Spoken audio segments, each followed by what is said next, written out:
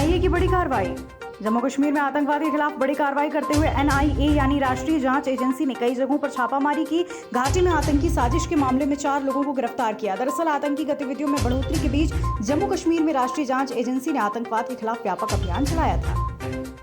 PM Narendra Modi ने बुधवार को नेशनल मास्टर प्लान गति शक्ति को लॉन्च किया। इस प्लान के तहत देश भर में रेल, मेट्रो, वाटरवेज समेत तमाम सेक्टर्स में 1 लाख करोड़ रुपए तक के काम किए जाएंगे। इस प्रोजेक्ट को लॉन्च करते समय पीएम नरेंद्र मोदी ने कहा, हम देश के 25 सालों के विकास की नींव रख रहे हैं। केंद्रीय रक्षा मंत्री राजनाथ सिंह के उस बयान पर असदुद्दीन ओवैसी ने पलटवार किया, जिसमें उन्होंने कहा कि महात्मा गांधी के कहने पर सावरकर ने अंग्रेजी सरकार के सामने मर्सी पिटीशन फाइल की थी। ओवैसी ने राजनाथ सिंह के बयान पर हमला करते हुए कहा, अगर ऐसा ही चलता रहा तो वो एक दिन महात्मा गांधी को हटाकर सावरकर को देश का राष्ट्रपिता बना देंगे।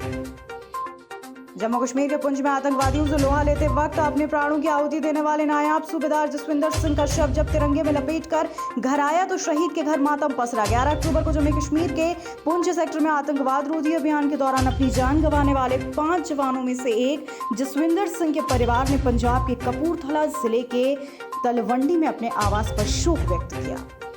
देश में कोरोना संक्रमण के मामलों में लगातार गिरावट जारी। फेस्टिव सीजन से पहले लगातार 5वें दिन 20,000 से कम केस।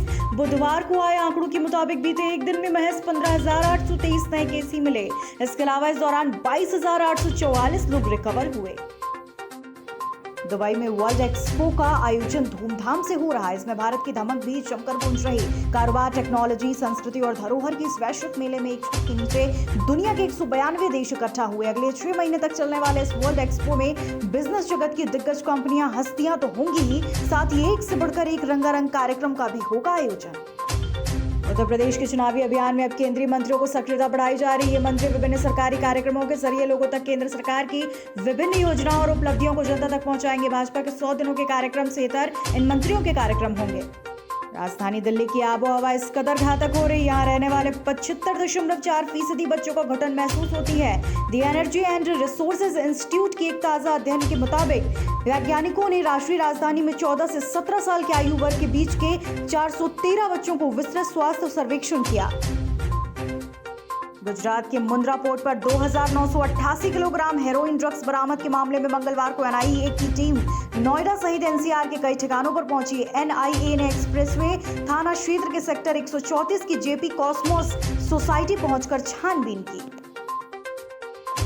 देश में कोयला संकट गहराता जा रहा है। कई राज्य ब्लैकआउट की आशंका जाहिर कर चुके हैं। संभावना है अगले कुछ दिनों में कोयला संकट कम हो सकता है।